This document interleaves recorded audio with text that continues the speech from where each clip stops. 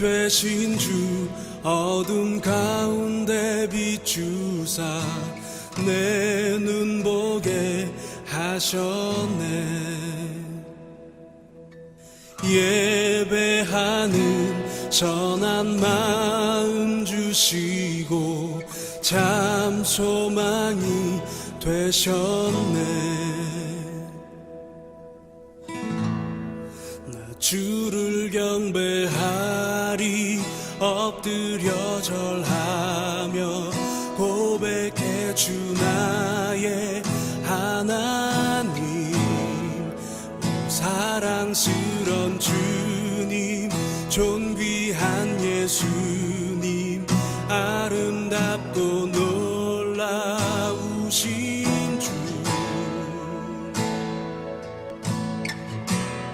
만유의 주 만유의 주 높임을 받으소서. 영광 중에 계신 주 겸손하게 낮고 천한 이 땅에 사랑으로 오신 주. 나 주를 경배하리 엎드려 절하며 고백해 주 나의 하나님. 오 사랑스런 주님 존귀한 예수님 아름답고 놀라우신 주. 나 주를 경배하리 엎드려 절하며 고백해 주 나의 하나님. 오 사랑스런 주님 존귀한 예수님 아름답고 놀라우신 주. 알 수 없네 주의 은혜 내 죄 위한 주 십자가. 알 수 없네 주의 은혜 내 죄 위한 주 십자가. 알 수 없네 주의 은혜 내 죄 위한 주 십자가. 알 수 없네 주의 은혜 내 죄 위한 주 십자가.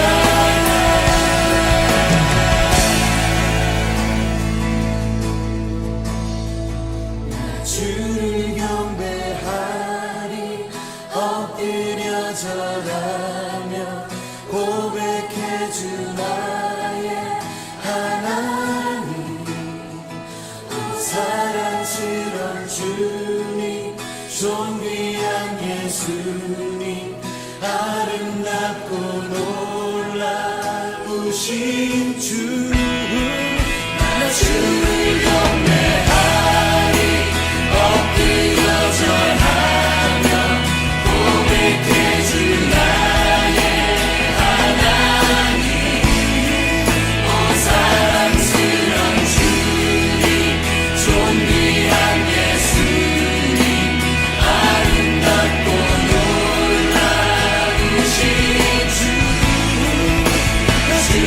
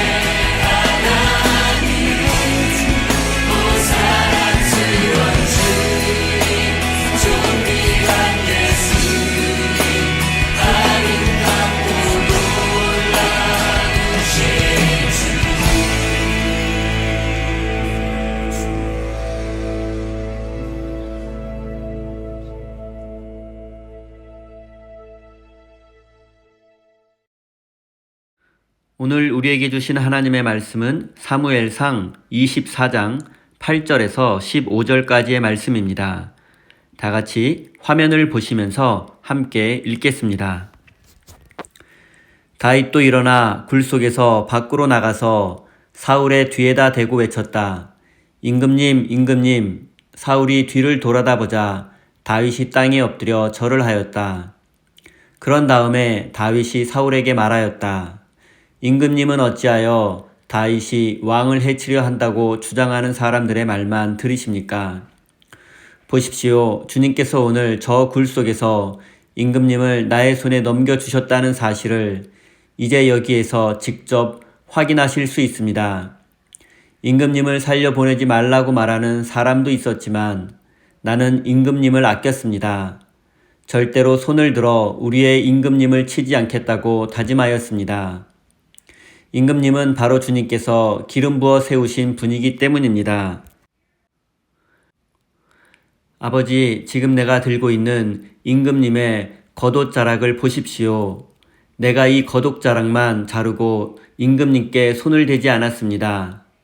이것을 보시면 나의 손에 악이나 죄가 없으며 임금님께 반역하거나 잘못한 일이 없다는 것도 아실 것입니다. 그런데도 임금님은 나를 죽이려고 찾아다니십니다. 이제는 주님께서 나와 임금님 사이에서 재판관이 되시고 나의 억울한 것을 주님께서 직접 풀어주시기 바라겠습니다. 나의 손으로는 직접 임금님께 해를 끼치지 않겠습니다. 옛날 속담에 악인에게서 악이 나온다 하였으나 나의 손으로는 임금님을 해치지 않겠습니다. 이스라엘의 임금님은 누구를 잡으려고 이렇게 나오셨습니까? 임금님이 누구를 잡으려고 쫓아다니십니까? 한 마리 죽은 개를 쫓아다니십니까? 한 마리 벼룩을 쫓아다니십니까? 그러므로 주님께서 재판관이 되셔서 나와 임금님 사이를 판결하여 주시기를 빌겠습니다. 주님께서 굽어보시고 나의 억울함을 판결하여 주시며 나를 임금님의 손에서 건져 주시기를 빌겠습니다. 아멘. 하나님께서 이 말씀을 통하여 우리에게 은혜 주시기를 원합니다. 하나님의 크신 사랑과 은총이 여러분의 삶에 함께 하시기를 빕니다. 오늘은 우리의 억울함을 아시는 하나님이라는 제목으로 함께 하나님의 말씀을 나누겠습니다. 광기에 사로잡혀 다윗을 죽이려는 사울 왕에 대해서 잠시 생각해 보겠습니다. 그는 12부족으로 흩어져 있던 사사시대를 끝내고 통일 이스라엘의 첫 번째 왕이 되었습니다. 그는 블레셋을 비롯한 주변의 여러 나라들과의 많은 전쟁을 치루었고 승리를 거두게 되었고 그의 왕권은 견고해졌습니다. 그에게 충성하는 많은 신하들이 있고 아들 요나단 왕자 또한 왕위를 이을 훌륭한 제목입니다. 그리고 의심이 많은 그는 나라의 중요한 곳마다 비밀 경찰을 파견해서 정보를 입수했고 그를 바탕으로 나라를 효율적으로 다스렸습니다. 하지만 그의 전성기는 얼마 가지 않았습니다. 왕이라는 지위가 가져다주는 권세와 권력에 취해버리고 말았습니다. 그 결과 사무엘 선지자와 갈등을 겪게 되었고 하나님의 말씀에 불순종하게 되었고 결국 그는 하나님으로부터 버림받고 말았습니다. 그리고 하나님은 이스라엘의 새로운 왕으로 다윗을 선택하셨습니다. 하지만 사울은 그 사실을 받아들일 수 없었고 광기에 사로잡혀 하나님이 선택한 다윗을 제거하는 일에만 집착하게 되었습니다.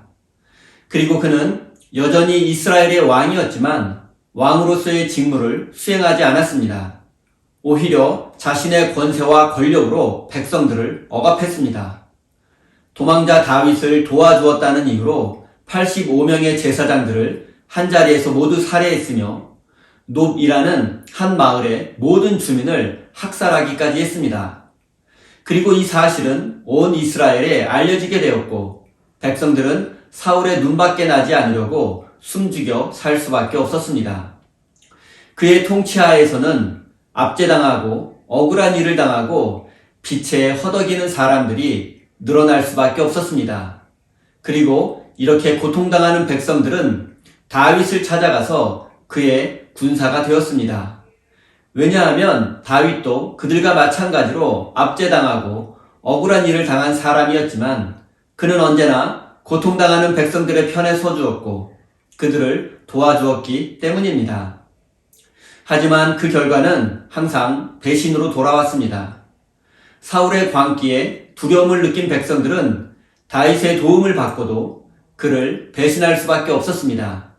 그렇지 않으면 놋 땅의 백성들처럼 사울의 광기에 희생양이 될 수도 있기 때문입니다. 이런 배경을 잘 이해하시면 본문 말씀을 더 깊이 이해할 수 있을 것입니다. 지금 사울은 그의 정예부대 3,000명을 이끌고 다윗이 숨어있는 엔게디 광야에 도착했습니다. 그리고 그는 피곤함을 느껴 가까운 동굴에서 대변을 보고 잠시 낮잠을 청하게 되었습니다. 그런데 그 동굴은 다윗과 그의 부하들이 숨어있던 곳이었습니다. 다윗의 부하들은 사울왕을 제거하자고 말했지만 다윗은 하나님께서 기름 부어 세우신 왕을 죽일 수 없다며 거절했습니다. 그리고 무방비 상태로 자고 있는 사울의 겉옷 자락을 잘라서 돌아왔습니다. 그리고 약간의 시간이 흐른 후 사울은 잠에서 깨어났고 곧 동굴 밖 부하들이 있는 곳으로 가게 되었습니다. 이때 다윗은 사울의 뒤에서 큰 소리로 이렇게 외쳤습니다. 임금님은 어찌하여 다윗이 왕을 해치려고 한다고 주장하는 사람들의 말만 들으십니까? 하지만 다윗이 동굴 밖으로 나가는 사울을 향해서 이렇게 소리치는 것은 매우 위험한 행동입니다. 왜냐하면 사울이 자신의 군대를 동원해 즉시 동굴 주변을 포위할 수도 있기 때문입니다. 다윗도 이런 상황을 알고서는 사울을 향해서 나의 왕이시여라며 겸손히 부른 후 곧바로 땅에 엎드렸습니다. 다윗의 이런 행동이 사울의 경계심을 풀어주었을 것입니다. 다윗이 정말로 사울을 제거할 마음이 있었다면 이렇게 겸손히 행동하지는 않았을 것입니다. 그는 사울의 겉옷자락과 지혜롭고 겸손한 말로 사울에게 자신의 진심을 전달했습니다. 다윗은 먼저 자신에 대한 나쁜 소문, 즉 자신이 사울왕을 죽이려고 한다는 거짓 소문을 듣지 말라고 촉구했습니다. 그 대신 왕이 직접 눈으로 보고 확인한 것만을 믿어야 한다고 말했습니다. 지금 사울왕의 주변에는 왕과 다윗을 이간질하며 다윗이 반역을 일으킬 것이라고 근거 없는 주장을 하는 신하들이 있고 왕은 그런 신하들에게 휘둘려서는 안 된다고 말하고 있는 것입니다. 지금 사울이 눈으로 보고 확인한 사실은 무엇입니까? 그것은 바로 다윗이 동굴 속에서 자신을 죽일 수 있는 기회가 있었음에도 그렇게 하지 않고 자신의 겉옷 자락만을 잘라간 것입니다. 그것은 다윗이 사울을 하나님께서 기름 부어 세우신 이스라엘 왕으로 인정하고 그 사실을 존중하고 있음을 나타내는 증거이기도 합니다. 그래서 다윗은 간신들을 멀리하고 자신의 결백을 믿어달라고 말했던 것입니다. 그러면서 다윗은 사울을 내 아버지라고 불렀습니다. 고대 사회에서 왕은 신하와 백성들에게 아버지였습니다. 다윗이 사울을 아버지라고 불렀을 때 그것은 장인에 대한 공경뿐 아니라 왕에 대한 공경과 사랑의 표현이었습니다. 또한 다윗은 하나님께서 나와 왕 사이에 재판관이 되시며 나의 억울함을 직접 풀어주시기를 바란다고 말했고 나의 손으로는 직접 왕을 해치지 않을 것이라고 다시 한번 말했습니다. 그런데 다윗의 이 고백은 겸손과 결백을 표현하는 것이기도 하지만 조금 더 깊이 생각해보면 또 다른 의미가 있습니다. 그것은 바로 하나님께서 재판하시면 사울은 죄인으로 판결날 것이고 내가 왕을 해치지 않겠다는 것은 나에게 왕을 해칠 수 있는 힘이 있지만 그렇게 하지 않겠다는 의미입니다. 더 쉽게 말씀드리면 내 손으로 왕을 직접 죽이지는 않을 것이지만 하나님의 심판이 왕에게 임할 것이라는 뜻입니다. 그렇기 때문에 다윗의 이 겸손한 고백은 듣기에 따라서 엄중한 경고가 될 수도 있습니다. 다윗의 이중적 메시지가 담긴 이 고백은 그의 이 말에서 더욱 분명히 드러나 있습니다. 다윗은 옛날 속담에 악인에게서 악이 나온다 하였으나 나의 손으로 왕을 해치지 않을 것입니다 라고 말했습니다. 악인에게서 악이 나온다는 속담이 있는데 자신은 악인이 아니기 때문에 왕을 죽이지 않을 것이라는 뜻입니다. 그런데 이 말을 거꾸로 생각해보면 사울왕 당신은 악인이기 때문에 나를 죽이려고 하고 있다는 뜻입니다. 다윗은 계속해서 겸손한 말투로 그리고 왕을 존중하는 태도로 말하고 있지만 그의 말 속에는 사울왕을 비판하는 뉘앙스가 짙게 담겨 있습니다. 그리고 이것은 그의 마지막 말 속에서 더욱 확연히 드러납니다. 다윗은 사울을 향해서 왕은 죽은 개 같은 나를 쫓아다니십니까? 한 마리 벼룩에 지나지 않는 나를 쫓아다니십니까? 라고 말했습니다. 여기서 죽은 개는 아무 쓸모없는 사람을 의미하고 벼룩은 죽은 개의 시체 속에서 살고 있습니다. 따라서 다윗은 죽은 개보다 심지어 한 마리 벼룩만도 못한 존재인데 그렇게 무가치한 자신을 쫓아다니는 사울왕의 어리석음을 우회적으로 비판하고 있는 것입니다. 자신의 결백을 주장하는 다윗의 모든 말들은 겸손해 보이고 왕을 존중하는 것 같지만 그 이면에는 왕의 어리석음을 비판하고 언젠가 하나님의 심판이 왕에게 임할 것을 엄중히 경고하고 있습니다. 사울왕은 다윗의 모든 고백을 들은 후에 다윗을 향해서 나의 아들아 이것이 정말 너의 목소리냐라고 말하며 큰 소리로 울고 말았습니다. 사울이 다윗의 겸손한 고백 이면에 담긴 비판적 의미를 깨달았는지는 알 수 없습니다. 하지만 적어도 다윗이 자신을 죽일 수 있음에도 겉옷 자랑만 자른 것은 객관적인 사실입니다. 그래서 사울은 어찌되었든 자신을 살려준 다윗을 향해서 고마움과 미안함을 동시에 느꼈을 것입니다. 그리고 사울은 이렇게 고백합니다. 나는 너를 괴롭혔는데 너는 나에게 이렇게 잘해주니 너는 정말 나보다 의로운 사람이구나. 세상의 원수를 붙잡고도 살려주는 사람이 어디 있겠느냐. 그리고 다윗 내가 이스라엘의 왕이 될 것을 나도 알고 있다는 말까지 했습니다. 사실 다윗이 사울왕을 향해서 자신의 결백을 증명하고 왕을 살려주었다고 말하는 것은 매우 위험한 행동이었습니다. 지금 사울의 곁에는 3,000명의 정예의 부대가 있고 그의 말 한마디면 다윗과 그의 부하들은 포위되어 사로잡힐 수밖에 없는 상황입니다. 하지만 사울은 극단적으로 반응하지 않았고 매우 이성적으로 그리고 합리적으로 반응했습니다. 그는 적어도 지금 이 순간에는 다윗을 제거하는 일에만 집착하는 괴물이 아니라 논리와 이성에 반응하는 인간의 모습을 보여주고 있습니다. 이것은 사울이 정상적인 상태와 광적인 상태를 왔다 갔다 하고 있다는 것을 보여줍니다. 사울의 대답은 매우 단순하고 진실하며 다윗처럼 숨은 의도도 없습니다. 적어도 지금 이 순간 사울은 진심으로 고백하고 있고 자신의 잘못을 뉘우치고 있는 듯 합니다.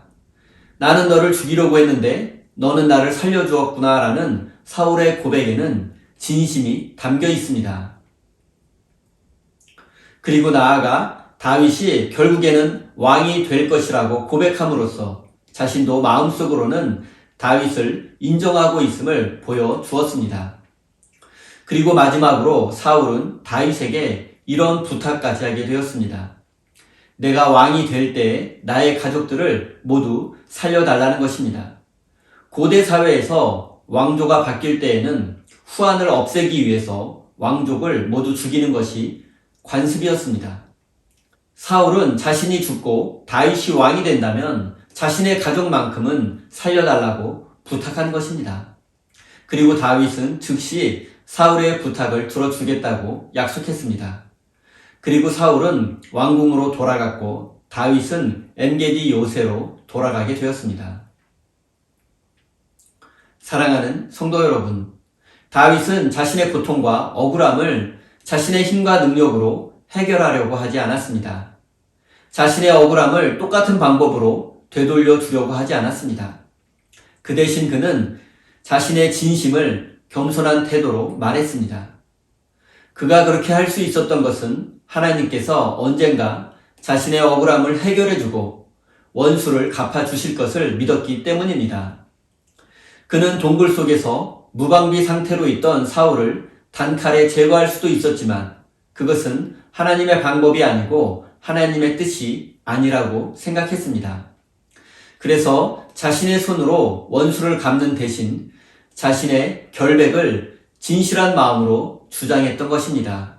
그리고 그 결과 사울은 자신의 잘못을 깨닫고 다윗을 축복해 주기까지 했습니다.